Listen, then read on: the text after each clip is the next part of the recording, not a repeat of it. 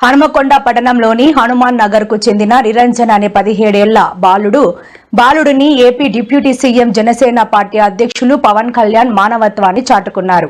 అరుదైన డిఎన్డి అనే జన్యుపరమైన వ్యాధితో బాధపడుతూ ఎదగలేని స్థితిలో మంచానికే పరిమితమైన యువ అభిమాని కోరికను తీర్చారు. స్వయంగా అభిమాని ఇంటికి వెళ్లి పరామర్శించారు. చికిత్స నిమిత్తం ₹1,00,000 ఆర్థిక భరోసాతో పాటు భగవంతుడి తీర్థ ప్రసాదాలను అందజేశారు.